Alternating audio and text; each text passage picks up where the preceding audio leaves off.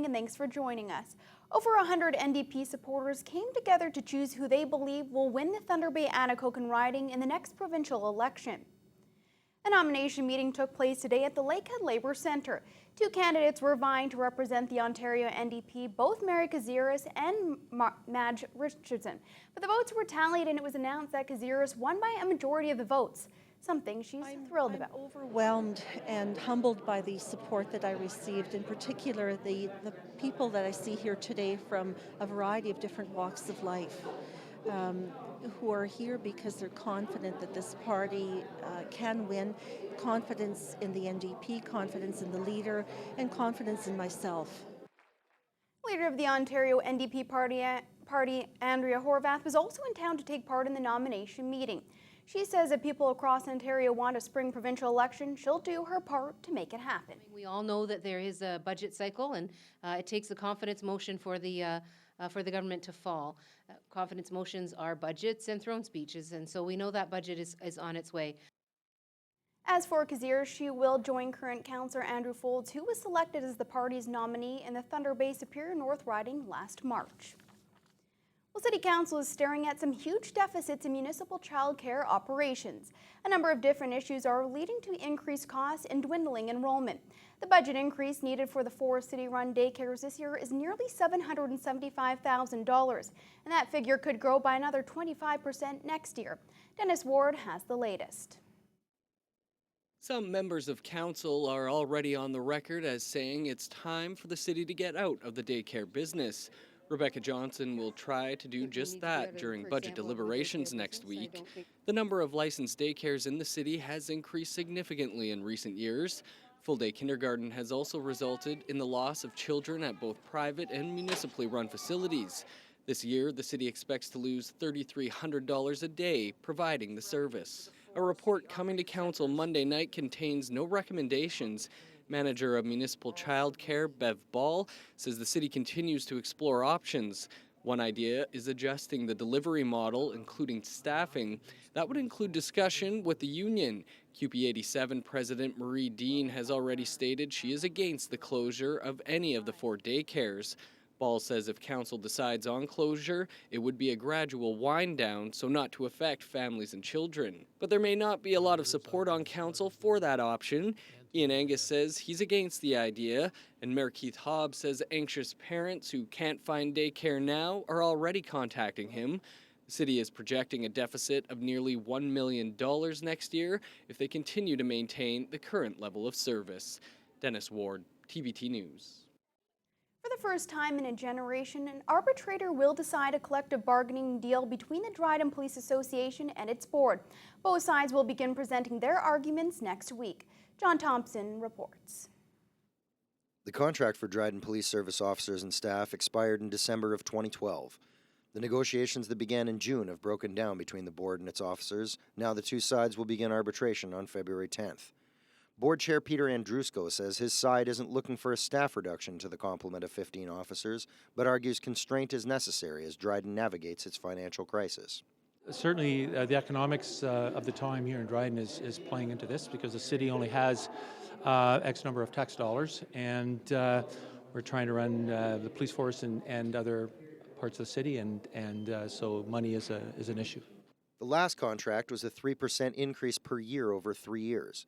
Dryden Mayor Craig Nuttall says the Officers Association has led the path to arbitration, and the city is hoping its economic trials will be a compelling argument to keep its costs down. This is what they want, so we'll go to arbitration and see what the best deal we can possibly get. What was the city offering? I can't really tell you right now, but it wasn't what the OPP gets at 8%, I'll tell you that. Ann Tatchik has negotiated 4 deals over 12 years on behalf of the Police Association. We have always had an excellent working relationship with the board.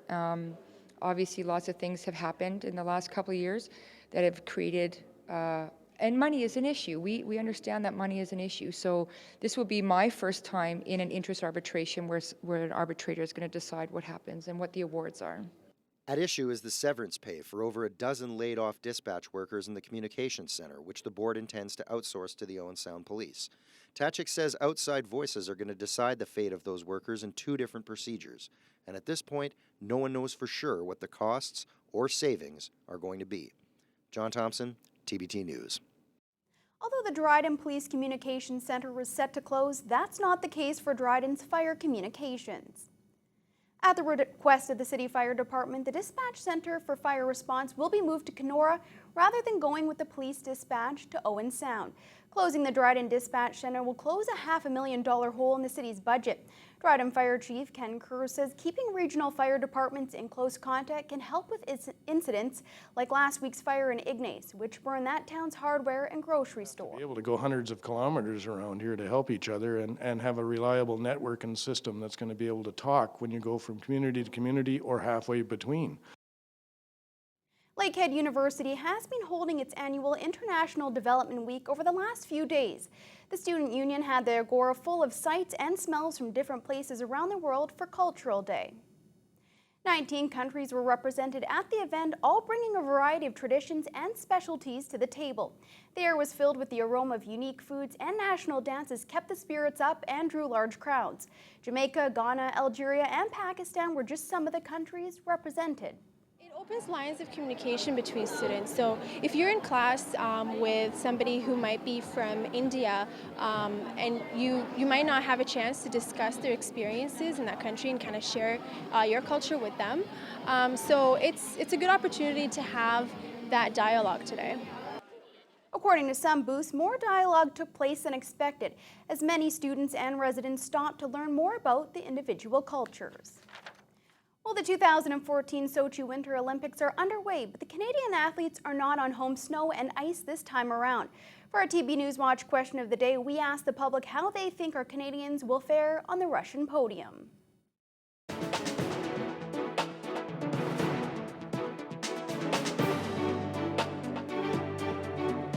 I don't think so. The reason being that the last time we had the Olympics, it was here in Canada. The Own the Podium or Rock the Podium, whatever it was called, was very well publicized, and I think the government and the Canadian public put a lot of energy and emphasis on it.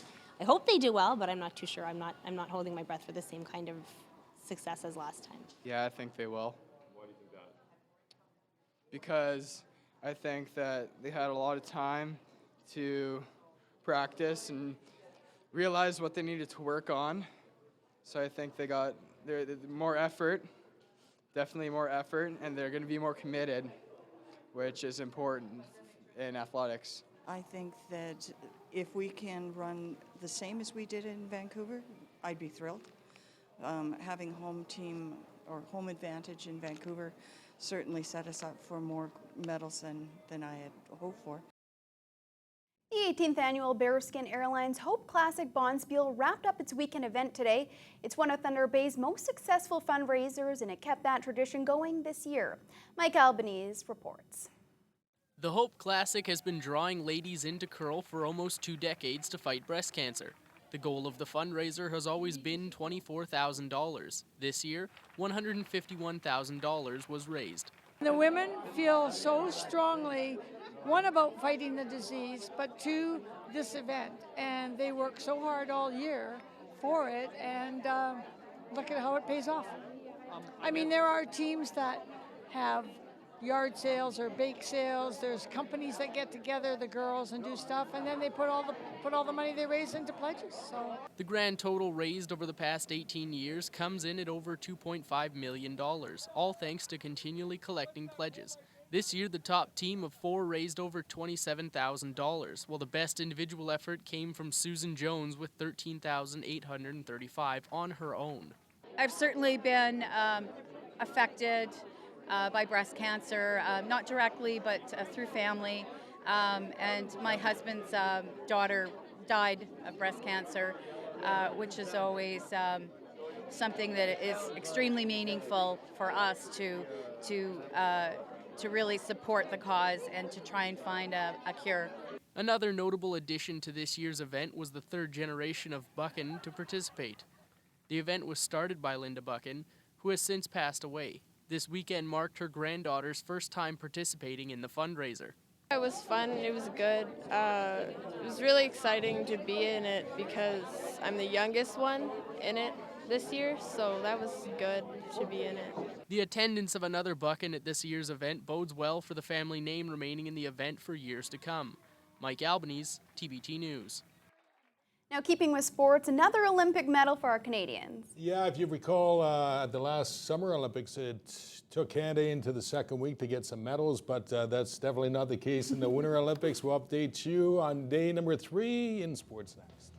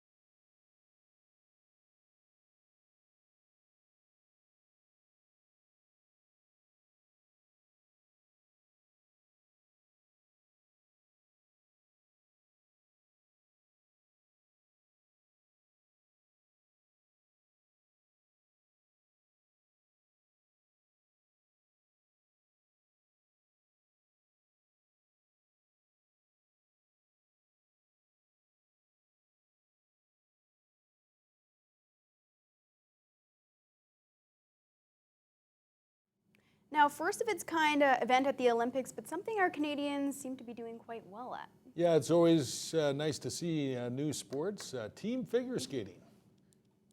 What can you say about it? We'll tell you exactly how well we did.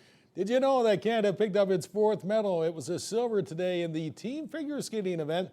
Kevin Reynolds did an admirable job filling in for Patrick Chan, landing 3 quad jumps to finish 2nd in the men's free skate. Adrian Arsenault puts a wrap on day 2 from Russia.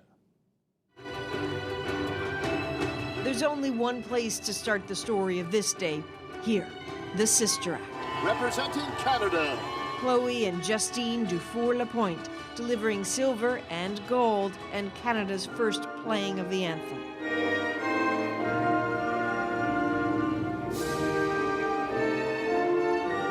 How Canada has craved this. The Olympic Committee hardly shy about saying it wants to hear it more often.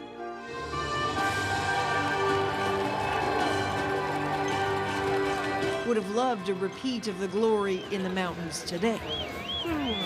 At the marquee event, men's downhill, Canada hasn't won an alpine medal in 20 years, had several shots at ending the sad streak today. Here he is, Canada's Eric Gay, country's top alpine medal contender. Few skiers in the world stronger than Canadian Eric Gay. Now has lost significant time, half a second back. Only not today. And if Manny Osborne-Paradis or Ben Thompson or Jan Hudek also dreamed of the podium, they couldn't deliver either. Don't think that doesn't sting. You know, 10th place is just not where you want to be at the Olympics. You know, I'm a veteran. I've been around a lot. You know, I'll have a couple hours where I'm going to pout, and then after that, it's going to be back to business as usual. The drought drags on. And that is just the drama of the Olympics. It can be impossible to turn away from, and at the same time, kind of hard to watch. The toll on the athletes isn't just physical, especially if this is your first time. Exactly what was happening at women's slopestyle, a new event with a Canadian superstar, Spencer O'Brien. The tricks, tough enough, but add all the talk that maybe she could win it all. Oh, it touches down with a hand.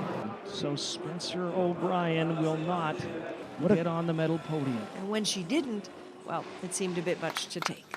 O'Brien initially marched by the cameras, then marched right on past her family, not able to say a word. But a pro, she came back to say she's proud of being on the team and okay with the pressure. This is what I do all the time, and this event was special because I worked really hard for it. But It's exhausting, huh? Sorry, it's just a tough. You don't need to apologize it's a for tough anything. pill to swallow, but yeah, you know, I'm just so proud of all the other girls. The lows, just the nature of the Olympic beast. You have to have them to savor the highs. And those highs still echoing throughout Canada House tonight. A party for medalists, the team, the family. 2 days in, and there's hardware in the house. Adrian Arsenault, CBC News, Sochi. Well, the kids hockey team was swept on the road this weekend. They were doubled up 6-3 by Brock last night. They'll close out the regular season at the Gardens next weekend against Waterloo. The men's and women's basketball teams split on the road against Laurier, so the men are now 7-13, while the women check in at 10-10. The volleyball team will find out tomorrow whether or not they make the playoffs after winning both their games at the Fieldhouse, picking up their 6th win in 5 sets against Nipissing. And Thunder Bay North Stars rookie Daniel Del Poggio is having quite a rookie season. He's the SIJHL's Player of the Month for December and January, and he took a 24-game point-scoring streak into tonight's game with Wisconsin. Ryan Benazzo has more in this report. It's been nearly automatic. No matter who the opponent or how the game plays out, Daniel Del Poggio is probably going to get on the score sheet. Confidence level is high. Things just seem to come a little bit easier and a little bit more natural, and I think that's what he's been experiencing for most of the year. He just sees the ice very well, and he knows where to be at times, and he knows where other guys are going to be, so he can find them pretty easily. With each passing game, with the streak growing longer and longer, you might expect a 17-year-old to begin to feel the pressure to keep it going. Perhaps clench his stick a little tighter, try to do too much. But that's not the case. In fact, Del Poggio says he's been trying not to even think about it. Trying to play simple hockey, you know, my teammates obviously have a big factor in that, but my line plays great together, and yeah, every game I kind of try to clear my head and think of it as a fresh start. Each outing may be its own new beginning, but make no mistake, the Thunder Bay native continues to build onto his game night in and night out. He's learned to move his feet a little bit better.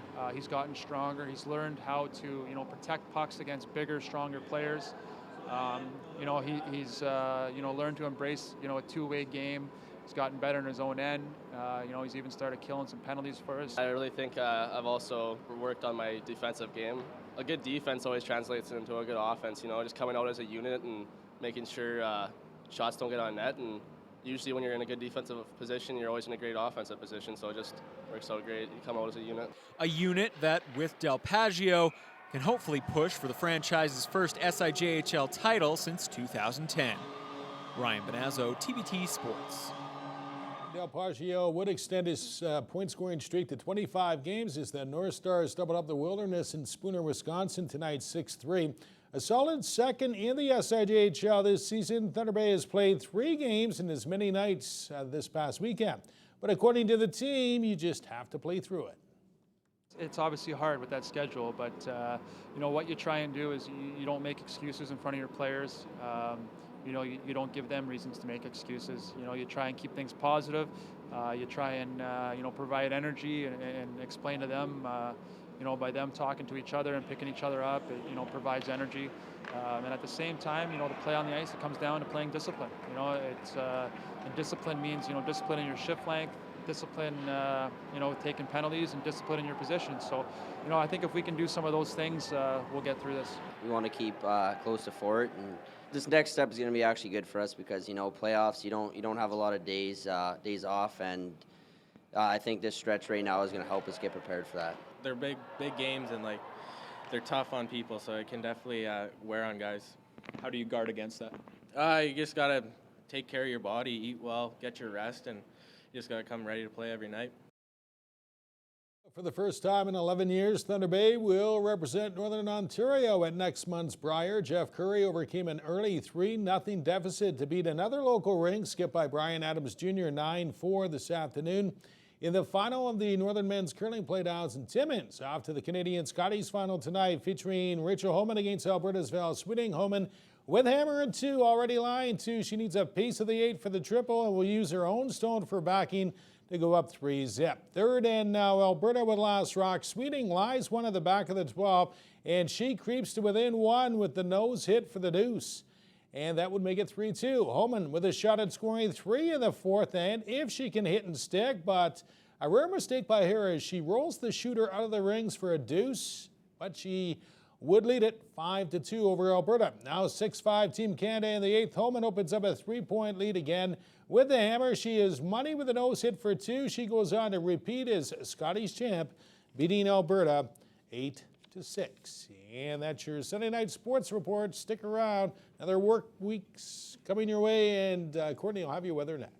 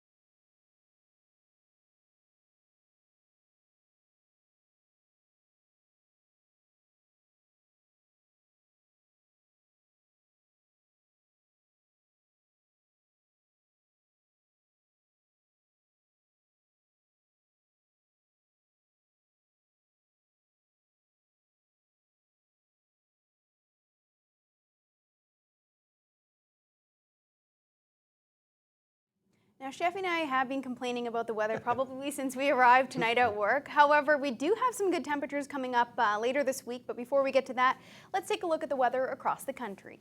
Starting in Vancouver, 0 and cloud. Prince George, -24 and clear skies. In Edmonton, -24 and some clouds. -22 in Calgary and freezing rain. Saskatoon, -26, and Regina, -27 in clear skies. Winnipeg, -27, Churchill, -21 as we move a little bit east. Sault Ste. Marie, -14 and some snow. Toronto, -12 and some cloud. 11 in Ottawa, and some flurries throughout the night. Quebec City, -12, and as we move into the East Coast, Fredericton, -13, Charlottetown, -16, Halifax, -8, and St. John's, -15. As we look currently at this hour, we're seeing at -21, a mix of sun and cloud, wind coming from the west-northwest direction at 27 kilometers an hour. As we look into tonight, the temperature is going to drop to -27, partly cloudy. With that wind chill, it will feel like -27, so it is going to be pretty cold out there. Wind traveling from the northwest direction at 22 kilometers an hour. As we look into the region, -29 in Red Lake, -28 in Kenora, Sioux Lookout, -26 in Pickle Lake, -23 in Big Trout Lake, -31 in Greenstone with some clouds, -22 in Sault Ste. Marie. And we look into tomorrow, temperatures will drop a little bit, -16 in Kenora, Fort Frances, and Dryden. Sioux Lookout as well, -15 in Pickle Lake and Red Lake, -16 in Big Trout Lake. Armstrong, -15, Greenstone, some sun and cloud, -17, Marathon, -16, and Sault Ste. Marie, -15, and some sun and cloud. As we look at our 5-day extended forecast, Monday, some sun and cloud, -13. That sun will move right into Tuesday, -12. But Wednesday, unfortunately, that snow is back, 60% chance of flurries. Moving into Thursday, -15, mostly cloudy. And unfortunately, Friday, we will see snow showers that are going to last throughout the day. That's 30% chance, low -25, but a high -14 actually throughout the afternoon. So some decent temperatures throughout the week, but that's not going to happen until probably Wednesday. So, I mean, take what we can get until then. Yeah, but make sure you bundle up tomorrow, Sheffy, because we are going to be complaining because it is going to be freezing again. Yeah, I'll take my son's hat. I'm not going to do that. That's all the time we have. We'll see you next time.